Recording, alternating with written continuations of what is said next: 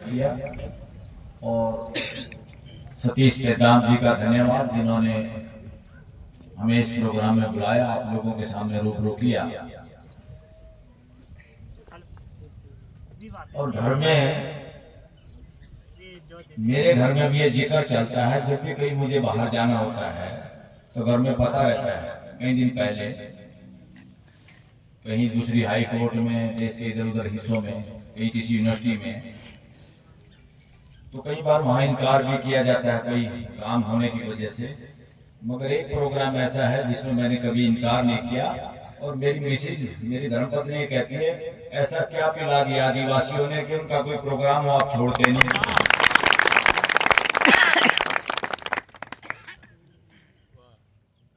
तो मैंने कहा ये देश, यहाँ का वातावरण, यहाँ का जल जंगल जमीन बचाने की कोई असली सरकार है तो वो इस देश के आदिवासी हैं। जो दिल्ली में सरकार बैठी है उसको चिंता इतनी नहीं है। हकीकत में इस देश का वातावरण जितना बचा हुआ है और अंतर्राष्ट्रीय पूरी दुनिया जिस कानून को बनाई बैठी है, यूनाइटेड नेशन, और उस कानून को मानने की जिम्मेवारी जितनी भारत सरकार की है, क्योंकि इन्होंने भी अंगूठा लगाया हुआ, दस्तखत किए हुए, ये खुद उसको नहीं मान रहे और अपने देश को उस अंतर्राष्ट्रीय कानून का भी उल्लंघना कर रहे हैं। और उसको उल्लंघन करने से जो लोग रोकना चाहते हैं, जो अपनी बात कहना चाहते हैं, उनको नक्सल बोला जाता है। देखिए, आज मैं नक्सल की भी डेफिनेशन देना चाहता हूं। क्या है? जहां असमानता फैले, जहां भेदभाव हो, जहां पे शोषण हो और जहां पे सुनी ना जाए। राजशाही में राजा जो मर्जी करता था, वो किसी की सुनता नहीं था, फरमान जारी करता था, फतवे जारी करता था, हुक्म जारी करता था एक ही आदमी।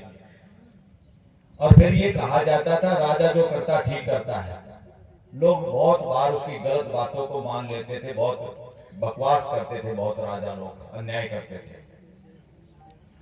जब वो किसी की मानते नहीं थे तो मजबूरी में, जब वो सुनते भी नहीं थे तो मजबूरी में कुछ लोग उनके खिलाफ लाठियां लेके खड़े हो जाते थे उनकी गलत बातों के विरोध में। उसको बदनाम करने के लिए एक तरह से उस मानसिकता, जो आदमी किसी की सुनना नहीं चाहता, राजा बने रहना चाहता है और अपनी मर्जी चलाना चाहता है, और उसको रोकने के लिए कोई लोग फरियाद लेके आते हैं कि वो सुनता नहीं, और जब सुनता नहीं तो अपराध करता है, अत्याचार करता है। उस अत्याचार को रोकने के लिए अपनी सुरक्षा में जब लोग खुद लाठी उठाते हैं तो उनको नक्सलवादी कहा जाता है। ये बिल्कुल गलत है। हमें इस डेफिनेशन को देखना होगा। देश में नक्सलवादी कौन है? जो कानून को पालना करते हैं या जो कानून की पालना नहीं करते हैं? कौन नक्सलवादी? जो लोगों की सुनते हैं या जो लोगों की नहीं सुनते? जिनकी जिम्मेवारी है देश के लोगों की सुनने की, देश के लोगों की बात कहने की, हिम्मत बनाए रखने की, समानता की, न्याय की, जिम्मेदारी की, शिक्षा की, अच्छा वातावरण रखने की, शुद्ध हवा शुद्ध पानी रखने की, उसका नाम हमारे देश में लोकतंत्र में उसका नाम है व्यवस्था, सरकार नहीं। जो सरकार शब्द है वो गैर कानूनी है, असंवैधानिक है। उसका हिंदी मीनिंग जो गवर्नमेंट ऑफ इंडिया का निकाला है वो निकाला भारत की सरकार। पहले सरकार होती थी राजा की, और जो आदमी थोड़ा सा ज्यादा जमीन होती थी, गुंडागर्दी करता था, उसको भी लोग कहते थे गरीब आदमी, मजबूर आदमी, आप मेरी सरकार हो। तो देश में लोकतंत्र है, सरकार नाम की चीज नहीं है। गवर्नमेंट ऑफ इंडिया का मतलब है देश की मानवीय व्यवस्था, संविधान के हिसाब से व्यवस्था, और उस व्यवस्था में सबकी भागीदारी है। इस देश में मुख्यमंत्री हो चाहे प्रधानमंत्री हो, ये आदमी का नाम नहीं है, ये एक संस्था है। उस संस्था पे एक आदमी को बिठाया जाता है, उतारा जाता है, उसकी जिम्मेवारी है संविधान के हिसाब से काम करने की, चाहे वो मंत्री हो, संतरी हो, वो डीसी हो, एसपी हो, कुछ भी हो। तो देश के साथ अन्याय जो करेगा वो नक्सलवादी है या जो शोषण के खिलाफ आवाज उठाएगा? तो बदमाशी क्या चल रही है? जो लोग शोषण के खिलाफ आवाज उठाते हैं और लोकतंत्र में मर्जी नहीं होती, जिम्मेदारी होती है। जो लोग सत्ता में होते हैं उनकी जिम्मेवारी है, मर्जी नहीं है, किसी के बाप की सरकार नहीं है। उनकी ड्यूटी है कि जो भी लोग आवाज उठाते हैं उनको बुलाया जाए, बल्कि मैं तो कहूंगा लोकतंत्र में उनके पास जाया जाए। जो एसपी डीसीओ को जो कार घोड़ा गाड़ी दी हुई है, आपके मेरे तेल से चलती है, वो हमारे खर्चे हमारे पैसे से चलती है, सबके पैसे से।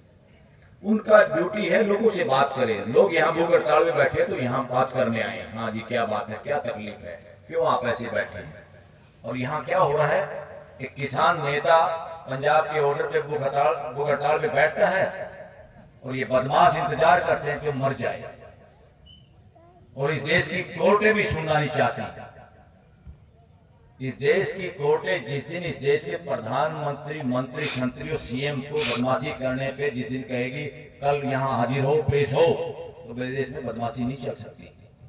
देश में फिर भूख हड़ताल करने की जरूरत नहीं, लोगों को आंदोलन चलाने की जरूरत नहीं। मैं तो ये कहूंगा आज देश में जो हालात हैं उसकी सबसे ज्यादा जिम्मेदार इस देश की हाई कोर्ट और सबसे ज्यादा जिम्मेदार सुप्रीम कोर्ट खुद है। उसके अंदर बैठे हुए लोग हैं। खाली आप ये किसी सरकार को, प्रधानमंत्री को, मुख्यमंत्री को मत समझो, वो बेवकूफियां कर सकते हैं, गलती कर सकते हैं, मगर उनकी बेवकूफी, गलती, शोषण, अन्याय को रोकने के लिए देश की हाई कोर्ट और सुप्रीम कोर्ट है, जिसका काम ही ये है कि संविधान के हिसाब से जो काम नहीं करे उसको बुलाओ, सजा दो, उससे पूछो ये क्या गड़बड़ है, अखबार में क्या खबर आई है, किसी के साथ रेप हो रहा है, पुलिस एफआईआर दर्ज नहीं कर रही। कहीं खदान, प्राइवेट कंपनियां जितना उनको खदान दी भी जाती है उससे ज्यादा खोदते हैं, चोरी, ठगी, बेईमानी, जिसमें अफसर भी मिले हुए, नेता भी मिले हुए, सब लोग धरती माता का कलेजा चीर चीर कर अपने घर भरने में लगे हुए। साथियों, आपने जो माला पहनाई ना, ये माला अभी मेरे दिमाग में आई। ये माला का असली सूत्रधार है कि धागा। ये माला उसके गले में डाली जाती है जो पूरे समाज को, पूरे देश को एक करके रखना चाहता है।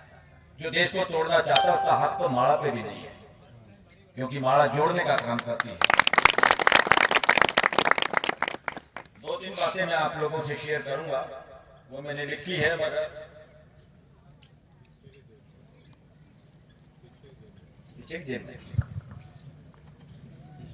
मैं उनके जरिए अपनी बात पूरी करूंगा। दूसरा साथियों, कथा। अभी एक साथी ने कहा कथा, हमें लोग आ जाते हैं। कथा का असली मतलब है क्या था, भूतकाल में क्या था, हकीकत क्या थी। हमारे टाटिया भील जी थे, दुनिया को उनके बारे में पता है, लिखित सबूत हैं, दुनिया जानती है। उनके बारे में जो कोई बताता है वो सच्चाई है, तो वो है असली कथा।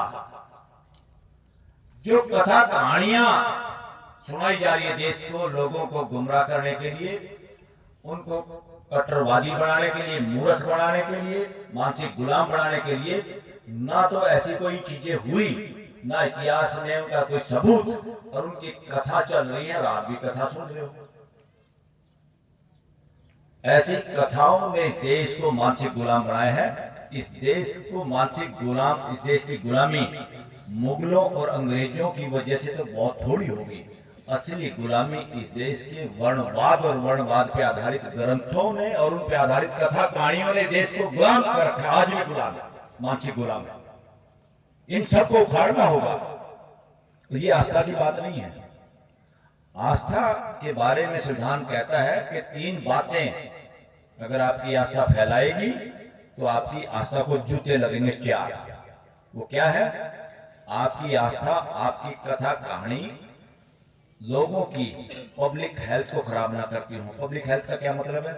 बुखार चढ़ना नहीं, मानसिक गुलामी। अगर आपको कोई कथा कहानी मानसिक गुलाम बनाती है, उसका कोई सबूत पेश नहीं करती, ऐसी आस्थाओं को भगाओ, विरोध करो, आपका मौलिक अधिकार है। दूसरा, पब्लिक ऑर्डर। जिस कथा कहानियों से समाज बंटता है, समानता नहीं आती, असमानता की बात होती है, वो गलत है, असंवैधानिक है। और तीसरा, पब्लिक मोरालिटी। पब्लिक मोरालिटी ये है, सूरज निकलता है, आप और मैं इसका कुछ नहीं कर सकते, जिस दिशा में निकलता उसी में निकलेगा। सारी दुनिया की सरकार भी पार्लियामेंट में रिजोल्यूशन पास कर दे, ये तो चेंज होने वाला नहीं। इसलिए अस्तित्व में जो कुछ है उसको हमें समझना, उसके हिसाब से जीना है, उसको हम चेंज नहीं कर सकते। इसीलिए जो सच्चाई है, सच्चाई जो पूरे अस्तित्व में पूरी मानव जाति जिनको मानती है, उनके खिलाफ कोई भी प्रचार प्रसार नहीं कर सकता। कथा कहानियों के जरिए अगर वो चीजें उनके खिलाफ कोई प्रचार कर रहा, वो कानून का अपराधी है, संविधान का भी अपराधी है। ऐसे लोगों से बचना होगा। साथियों, शासन जब था तो विरोध करते थे लोग, अपने आप को बचाने के लिए लठ भी उठा लेते थे आत्मरक्षा में। आज देश में डेमोक्रेसी है। हालांकि डेमोक्रेसी के नाम पे नेता और पॉलिटिकल पार्टियां शासन ही चला रही हैं, सुनती नहीं। पार्लियामेंट में एमपीओ को सस्पेंड करना, चुपचाप चोरी चकारी से कानून पास करना, किसान कानून पास करे जैसे, तो ये बदमाशी है। उल्टा अगर कार्रवाई किसी के खिलाफ होनी है, लोगों को मांग करनी है, तो उस तरह के लोग जो पार्लियामेंट में बैठे हैं या जो सत्ता के सिंहासनों पे बैठे हैं, चाहे वो सीएम हो, पीएम हो, एसपी हो, डीसी हो, इनके खिलाफ लोगों को खड़े होकर आज ये कहने की जरूरत है, जो गलत करता है कि इसको गिरफ्तार करो। जैसे लोग सरकार दमन के चक्कर में लोगों को डराती है, गिरफ्तार करके बहुत सारे लोग इस देश में गिरफ्तार हुए झूठे केसों में, बहुत सालों तक जमानत नहीं मिली, अभी भी कुछ लोग जेल में हैं। ये शासन है। हम वकील लोग इसके खिलाफ आवाज भी उठा रहे हैं, और इसके खिलाफ झूठ पड़ी तो खुद सुप्रीम कोर्ट, हाई कोर्ट के खिलाफ इस देश के वकील खड़े होंगे। उसमें आप लोगों को टेंशन लेने की जरूरत नहीं। अब देश के गरीब गुरबा, किसान, मजदूर के बच्चे सुप्रीम कोर्ट, हाई कोर्ट में हैं बहुत तादाद में। तो नक्सल शासन के वक्त तो हम कह दिए नक्सल हथियार उठा लिए। आज एजुकेशन की जरूरत है, नक्सल की बजाय एजुकेशन की, अपने समाज को पढ़ाने की, समझाने की। जब समाज पढ़ जाता है, चीजों को समझ जाता है, तो एक ताकत के रूप में खड़े हो जाते हैं। तो सत्ता में जो लोग बैठे हैं फिर वो अपनी बदमाशियां भी नहीं कर सकते। जब हम कम संख्या में उनका विरोध करते हैं, जायज भी करते हैं, उसको भी वो नक्सलवादी कह के लोगों को गिरफ्तार करना, गोलियां मारना, इस तरह की बदमाशी कर सकते हैं। क्योंकि देश के ही दिए हुए इसी देश के बच्चे हैं, आप लोगों के बच्चे हैं जो पुलिस फोर्स में हैं, उनके हाथ में हमारे पैसे के हथियार हैं, उसका मिसयूज कर सकते हैं। इसलिए जागरूक करना सबसे बड़ा काम है, और जागरूक होके इकट्ठे होना ही सबकी भलाई में है। इसके लिए हमें ध्यान देना चाहिए। एक डेमोक्रेसी, आज के दिन सबसे बड़ा अपराधी वो है जो जन प्रतिनिधि हैं, एमएलए एमपी हैं, जो अपने समाज की बात पार्लियामेंट में, विधानसभा में नहीं उठाते। जन प्रतिनिधि पार्टियों के गुलाम हो चुके हैं। ये पार्टियों के पास जो पावर है, वीटो पावर, व्हिप पावर, ये गैर कानूनी है। इसने हमारा जो मौलिक सिद्धांत है लोकतंत्र के, उसके खिलाफ है। और आज के दिन देश में बोलने की भी आजादी कम हुई है। दुनिया का जो इंडेक्स है, जो डाटा है, जो शोध करते हैं भाई इस देश में कितना लोग डरते हैं बोलने से, तो भारत में सबसे गिरा हुआ स्तर है। और ये गिरा हुआ स्तर हम सोचते थे कांग्रेस के समय में है या पिछली सरकारों में है, ये अब आने 10 सालों में सबसे और निम्नतम स्तर पे गया है। तो इससे पता चलता है जो डराता है वो नक्सल है या जो डरता है वो नक्सल है? बताइए। तो डराने वाली सरकार है। और सरकार में जो लोग बैठे हैं, ये सरकार किसी की बपोती नहीं है, पूरे देश के लोग उसके मालिक है। कोई सीएम, पीएम, मंत्री, संतरी, आईएएस, डीसी, एसपी मालिक नहीं है। ये आपके नौकर हैं, 140 करोड़ मालिकों के नौकर हैं। उनकी एक जिम्मेवारी है, जो जिम्मेवारी सही नहीं करता उसके खिलाफ बोलना भी। अगर वो डराता है तो उसको आतंकवादी कहो, और जो देश के लोगों को डराने का काम करता है उसको नक्सलवादी कहो। चाहे वो सीएम हो, चाहे मंत्री हो, चाहे अफसर हो, मैं तो कहता हूं चाहे पीएम हो, चाहे इस देश का चीफ जस्टिस भी हो। उल्टा डिफेंसिव होने की जरूरत नहीं है। इस देश की जनता को अब सामने आके खड़ा होना पड़ेगा। और दूसरा, अब पूरा देश आदिवासियों के साथ है। मेजोरिटी जो लोग सत्ता में बने रहना चाहते हैं और पैसे से सत्ता में बने रहना चाहते हैं, ठगी करके, वोट में चोरी करके, पैसे करके, शराब बांट के, झूठे वादे नारे करके, साड़ी वाड़ी और बांट के, ये सारे के सारे बहुत थोड़े लोग हैं। और उस मानसिकता ने पूरे देश को बांट के रखा हुआ है। आज नॉर्थ इंडिया का तो मुझे पता है, सारे किसान नेताओं को मैं जानता हूँ। सारे किसान नेता इस देश के आदिवासियों के हक हकूक के साथ खड़े हैं। अगर कभी उन लोगों को बुलाओगे तो जहां कहोगे वो पूरे देश में आप लोगों के साथ पूरे चट्टान की तरह खड़े हैं। मैंने सतीश केंदाम जी को कहा है, भाई दिल्ली में आओ, जितने भी वो जब 3 काले कानून के लिए वो जितने किसान नेता चारों तरफ बैठे थे इतने दिन तक, वो लोग जितने एक्टिविस्ट लोग हैं देश के फार्मर, वो सब वहां आएंगे और देश के मीडिया के सामने ये कहेंगे हम इस देश के आदिवासियों के साथ खड़े हैं, हम उनसे आगे खड़े हैं, उनके साथ खड़े हैं, ये हम कहलवाना चाहते हैं। मैंने कहा आप आओ, और वो लोग तैयार हैं। और हम कुछ एडवोकेट भी मिलके सुप्रीम कोर्ट के चीफ जस्टिस को भी चिट्ठी देंगे कि देश में अवैध खनन और हक हकूकों का जो झगड़ा, आदिवासियों के जो अत्याचार जो भी हो रहे, जो उनके साथ नाइंसाफी हो रही है, वो आप रोकिए। अगर आप नहीं उस बात को रोक रहे तो फिर आपको जिम्मेदार ठहराएगा ये वकील समाज भी और ये देश भी आपको फिर जिम्मेदार ठहराएगा। जो भी देश के हालात मैं कह रहा हूँ कोर्टों की वजह से, क्योंकि इतनी पावर है उनको। अगर बदमाशी करे नेता तो एक जज तुरंत समन करके अगले दिन कोर्ट में बुला सकता है। जिस दिन किसी सीएम को, पीएम को, मंत्री संतरियों को कोर्ट बुलाएगी और वो खड़ा होगा नीचे आके, तो उस दिन उसको रात को पूरी नींद नहीं आ सकती। मगर वो हिम्मत वाले जजों की कमी है देश में, क्योंकि देश में जज लगाने का भी खेल बहुत खराब है। मैं तो उसको षड्यंत्र कहूंगा। उस पर कब्जा है। कितने आदिवासी जज हुए सुप्रीम कोर्ट में? हाई कोर्ट में है आपके यहाँ कोई? इस हाई कोर्ट में कोई जज है आपके स्टेट में? बताइए कौन आपके मौलिक अधिकारों की रक्षा करेगा? सुप्रीम कोर्ट में तो नाम ही लेने का मतलब नहीं, जब हाई कोर्ट में ही नहीं, हाई कोर्ट से जाता है सुप्रीम कोर्ट में। तो इन चीजों को समझो। सरकार भी जब बदमाशी करती है उसको, उस बदमाशी को या तो कोर्ट मान लेती है या रोक देती है। अगर सरकार जो चाहे और कोर्ट में जब बैठे हुए जज भी वही काम करें तो आपका कौन रखवाला होगा? उसी बात को घुमा के वो जजमेंट भी आपके हिसाब से नहीं आती फिर। इसलिए इस बारे में जागरूक होने की, और इसमें बात बहुत गड़बड़ करते हैं, मेरिट नहीं है, पढ़े लिखे नहीं है, ऐसा नहीं है। जब कोई आदमी काम करता है वो बहुत एक्सपर्ट हो जाता है थोड़े दिनों में ही। जानबूझ के इस देश के मजदूरों को, किसानों को, आदिवासियों को जुडिशरी में आने से रोका है। अब हम लोग आवाज उठा रहे हैं कि ये बदमाशी नहीं चलेगी अब देश में।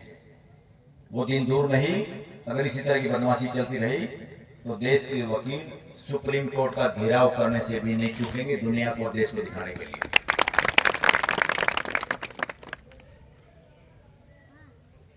अब आम आदमी को जो बेचारे शोषण का विरोध करते हैं उनकी सुनने की बजाय, मैं कहता हूं असली आतंकवादी लोग सरकारों में बैठे हैं, और असली नक्सलवादी जो है वो मैं कह रहा हूं पॉलिटिकल नक्सलाइट। इन लोगों ने जानबूझ के, हमारे जैसे कोई लोग बोलते हैं लोगों के हकों के बारे में, तो इन्होंने शब्द क्या गढ़ लिया? अर्बन नक्सलाइट, शहरों में रहने वाले लोग जो ऐसी बातें करते हैं। हमने भी नया शब्द गढ़ लिया, जो ये मानसिकता से चलते हैं उससे आगे चलना होगा और बोलना होगा पॉलिटिकल नक्सलाइट। इस शब्द को बोलना शुरू करो। जो पॉलिटिकली देश के साथ खड़ा नहीं है, देश के लोगों के साथ नहीं खड़ा है, उनके हकों के साथ, उनके साथ अन्याय के विरोध में नहीं खड़ा है, उनके लिए बोलता नहीं, उनकी वोटों से चुना जाता है, वो सारे के सारे पॉलिटिकल नक्सलाइट लोग हैं, देश के लिए खतरनाक लोग हैं। इनको एक्सपोज करना होगा, इनको नंगा करना होगा। तो इसलिए साथियों, आप इतनी धूप में भी यहाँ बैठे हैं, बात उसकी भी कितने लोग हों, बात उतनी है कि एक बात को समझना और कितने लोगों तक पहुंच गया। अगर कोई मैसेज पहुंच गया 10 नौजवानों तक भी, 10 लोगों तक भी, वो ज्यादा सार्थक है। और देश के लोगों में विश्वास, आत्मविश्वास जब जगता है जब पीढ़ी दर पीढ़ी कुछ लोग समाज को जगाने में के काम में लगे रहते हैं। जिस समाज में बीच में गैप आ जाता है वो समाज का आत्मविश्वास डगमगा जाता है और उसको खुद पे विश्वास नहीं होता, उसको डर लगता है, भय लगता है, अपने हकों के लिए बोलता नहीं। इसलिए समाज की सबसे बड़ी जिम्मेवारी है कि समाज के उन लोगों के लिए, यहाँ सतीश पेंदाम जी आप लोगों को इकट्ठा कर रहे हैं, मैसेज दे रहे हैं। ये सतीश पेंदाम एक शरीर हो सकता है, मगर जो बात कह रहे हैं वो एक विचार है और वो विचार हम सब में बराबर एक्सेप्ट होता है, स्वीकार्य होता है। जब वो सच्चा होता है वो हम सब का होता है, साझा होता है। वो शरीर एक का दिखाई देता है मगर उसके अंदर जिस बात में हम सब इकट्ठे होते हैं वो हमारा साझी संपत्ति है। साझी संपत्ति, इसलिए साझे विचार पे, शोषण के खिलाफ। अब ये माला मेरे तो गढ़ में डाल दी उस शरीर को, मैं इस माला को ना तो अपना सम्मान समझ रही। सम्मान इसलिए है कि आप उसी तरह से उस आदमी की नहीं कदर कर रहे, उस विचार की कर रहे हो जो देश के लोगों को जोड़ने में लगे हुए हैं या देश के लोगों को जोड़ना चाहते हैं, देश के लोगों के शोषण के खिलाफ आवाज उठाते हैं और उस हालात में उठाते हैं कि पूरा देश गिरा हुआ। बोलने की हिम्मत नहीं कर रहे लोग, बोलना सब चाहते हैं मगर इसमें ये नहीं किसी ने हिम्मत कर दी तो वो बड़ा हो गया। नो, ताकत विचार की है, वो कहीं ना कहीं से तो सामने आनी थी। वो विचार कहीं कभी इनके सतीश पेंदाम जी के मुंह से आ गया वो विचार, कभी बलराज मलिक के मुंह से आ गया वो विचार। किसी की बकौती नहीं, सच्चाई सबकी है। घर में 4-10 आदमी का परिवार है, एक भाई स्कूल भेज दिया, 2 ने पशु पाल लिए, तो इसका मतलब वो स्कूल भेज दिया, वो कोई ज्यादा अच्छे उस वाला है, किस्मत वाला, या उसने बड़ा काम कर दिया। वो तब बड़ा काम कर पाया जब घर में भैंस चराने वाले ने उसको दूध पिलाया, उसके खर्चा दिया। हम सब एक आदमी जब आगे राइज करता है किसी विचार को लेके, उसके पीछे हम सबका सहयोग होता है, हम सबका बल होता है, वही उसका आत्मबल होता है उस विचार का। तो इसीलिए इसमें कभी मत जाओ, समाज के लोगों को ये भी समझाओ। ये तो मंच ऊपर करने का मतलब सबको शकल दिख जाए, और मंच ऊपर होने से आदमी ऊंचा नहीं हो जाता। और सामने वाले लोग जो बात कह रहे हैं उस विचार के साथ आप जुड़ते हैं तभी वो सफलता होती है। तो किसी एक की महानता में सबका सहयोग और सबकी महानता जुड़ी हुई होती है। इसको लेके चलोगे तो पूरा खाली आदिवासी समाज को जुड़ने की जरूरत नहीं, आज पूरा देश का किसान समाज आदिवासी समाज के बारे में बहुत ज्यादा इज्जत रखता है, इज्जत का भाव रखता है। आपको पता होना चाहिए इस बात का। और जिस तरह से उन्होंने दिल्ली में 3 कानून जब ये कह रहे थे भाई ऐसे स्ट्रॉन्ग सरकार है, वापिस ही नहीं होता है। तो वो लोग सारे वो थे, किसान थे, वो बस रोकना भी जानते हैं, रेल रोकना भी जानते हैं, लठ चलाना भी जानते हैं। मगर क्या है, सामने जो आदमी बैठे थे वो निर्दयी मानसिकता के लोग हैं। आपके बच्चों की बंदूकें, आपके पैसे की बंदूकें और आपकी ही हत्याएं हो जाती है, फिर उसी पे राजनीति और उसी पे वोट की राजनीति करके फिर सत्ता में बैठ जाना। इसलिए उस चालाकी को उन किसानों ने समझा और शांतिपूर्वक अपना प्रदर्शन जारी रखा। और देश के प्रधानमंत्री को ये कहना पड़ा कि मेरी तपस्या में कमी होगी। अरे तपस्या में कमी नहीं, जालसाजी थी ये तपस्या। कौन से तपस्वी हो भैया? देश के लोग डरे हुए हैं, देश के लोग बोलने की हिम्मत नहीं करते। आप लोकतंत्र में किसी की गुंडागर्दी थोड़ा चल सकती है। और प्रधानमंत्री संस्था डिग्रेड हो गई है, उसका विश्वास डगमगाया है। देश के लोग राशन खाएं, निःशुल्क राशन देना पड़ता है, और खुद 2-2 जहाज इतने महंगे खरीद के लाना, ये राजा की मानसिकता है या डेमोक्रेसी में एक नौकर की मानसिकता है? बताओ किसकी मानसिकता है? डेमोक्रेसी के हिसाब से काम नहीं हो रहा। नाम डेमोक्रेसी का है, मानसिकता राजशाही की है जो देश में नहीं चलेगी और ना चलने दी जाएगी और ना चल सकती डेमोक्रेसी के अंदर। तो साथियों, जितना लोगों को समझाओगे, आपके लिए तो अंतर्राष्ट्रीय कानून भी इतने ज्यादा मजबूत हैं, आपको पता होना चाहिए। जब तक लोगों को अपने हकों के बारे में नहीं पता है, उसके लिए खुद खड़े नहीं होते, तो उसका शोषण जारी रहता है। और आप इन नेताओं के चक्कर लगाना छोड़ दो, कोई नौकरी के चक्कर में, कोई ट्रांसफर के चक्कर में, कोई किसी और के चक्कर में। हर आदमी के पास इतनी योग्यता है, कोई भूखा नहीं मर सकता। रोजगार खुद पैदा करो, रोजगार देने वाले बनो, नौकर बनने वाली मानसिकता खत्म करो। नौकर बनने की मानसिकता देश में फैल गई है, इसीलिए कोई अडानी अंबानी ही अमीर हो गए, क्योंकि सब उनकी कंपनियों में नौकर है। और हमारा देश का संविधान भी नहीं कहता जिसमें 2-4 लोग अमीर बने। ये कुशासन की पहचान है, जिसमें पैसा कुछ लोगों के पास इकट्ठा होता है। ये कुशासन की पहचान है, जिसमें लोगों को भूख हड़ताल करनी पड़ती है। ये कुशासन की पहचान है जहां लोग बोलने से डरते हैं। ये कुशासन की पहचान है जहां पे षड्यंत्र किए जाते हैं, जहां पे मंदिर मस्जिद किया जाता है, जहां पे जाति पाति और रिलीजन की बातें होती हैं, मानवता की नहीं बात होती। ये देश मानवता का देश है, और मानवता का आधार और मानवता पे चलने वाला अगर अग्रणी कोई समाज है इस देश का, तो आदिवासी समाज है। आप सिरमौर हो इस देश के। पूरा देश अब आपके बारे में पढ़ता है, समझता है। आज इंटरनेट की वजह से ये देश के लोग नहीं मिलने देते सरकार लोगों को, ये तो प्रोग्राम करने की परमिशन नहीं देते। लोकतंत्र में परमिशन लेने की जरूरत नहीं है राइट टू एक्सप्रेशन में। मैं एक और बात बताना चाहता हूँ, लोगों के बोलने के अधिकार को, इकट्ठा होने के अधिकार को परमिशन की जरूरत नहीं, इंफॉर्मेशन की जरूरत है सिर्फ, कि हमने बता दिया भाई हम ये काम करेंगे। आप बेशक हमें चेक कर सकते हैं, हम वहां कोई गुंडागर्दी भी नहीं कर रहे, कि देश के खिलाफ काम नहीं कर रहे, मगर आप ये कह के कि परमिशन नहीं है, तुम्हारे बाप का देश लोकतंत्र का कानून परमिशन मना करने का हक नहीं रखता। केवल और केवल जनता से इंफॉर्मेशन की ड्यूटी बनती है कि हमें बता दो भाई बस। तो फ्यूचर में कोई इस तरह का हो, मैं सतीश जी आपको कह रहा हूँ, इस बेस पे आप हाई कोर्ट जरूर अप्रोच करिए। वहां से भी कोई मना करता है तो हम सुप्रीम कोर्ट में उस केस को ऐसा डिसाइड करवाना चाहते हैं कि पूरे देश के लिए मिसाल बन जाए फ्यूचर में।